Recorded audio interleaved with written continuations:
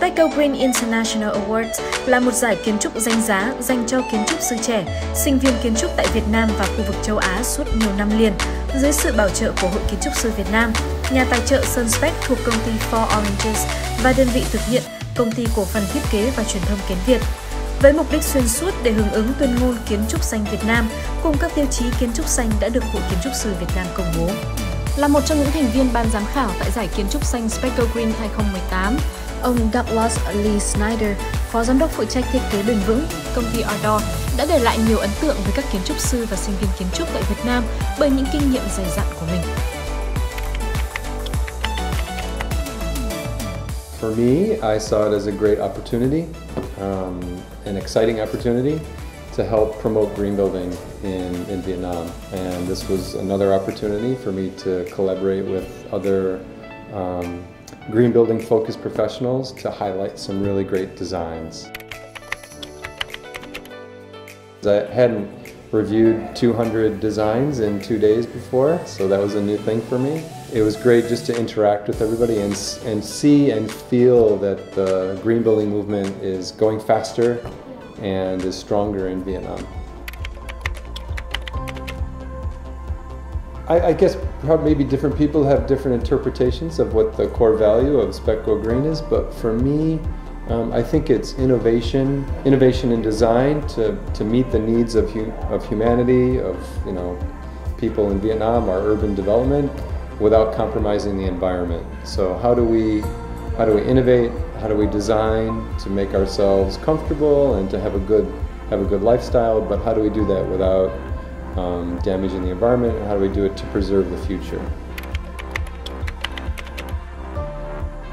Yeah, that's a great question because many people don't know what green building is, and sometimes people think it just means putting a lot of trees around a building or something like that.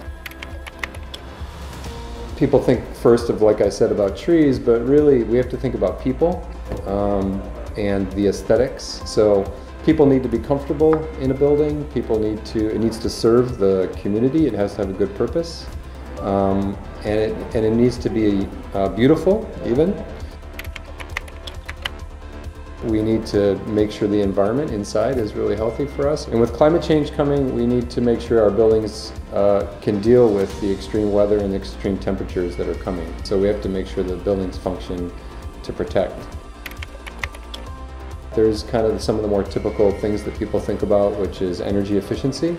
So with climate change, again, becoming such a huge issue in the world, buildings consume up to 40% of the energy that we consume. Buildings are the most responsible for climate change, and so we need to make buildings more efficient, extremely more efficient.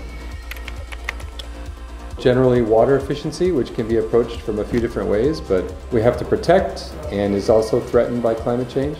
So we need to make sure that our buildings are using water effectively and efficiently, even rainwater if possible.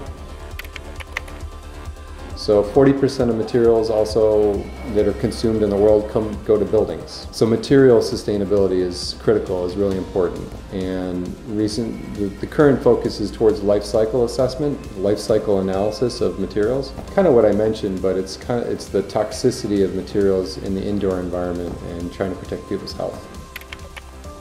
How do we choose the sites? Choosing a safe location, a location that doesn't flood, and a location where we can protect maybe some of the habitat that's already there, some of the trees that are already there. So taking care of the land is really important too. The last thing is to consider is related to that, and that's the transportation. So you could build a really great green building, but if it takes everybody an hour to drive there in their car, then the carbon footprint of the building is really high. Those are the categories that we consider when looking at green building. And be excited to be a juror again. It was a great opportunity for me last year. And what I would like to see this year, I think that the stakes for climate change, the risk of climate change is higher and higher every year. So we really have to see some designs that tackle energy efficiency and add in some renewable energy to deal with climate change. And I think the other issue which came up last year is the balance between aesthetics and beauty in design, and the green building effectiveness or the sustainability of the building. One thing that we'd love to have the architects keep in mind is try to have that balance between the two and include both in their design. So the challenge this year will be to see if architectural teams and designers can keep both in their designs, both beauty and green building function.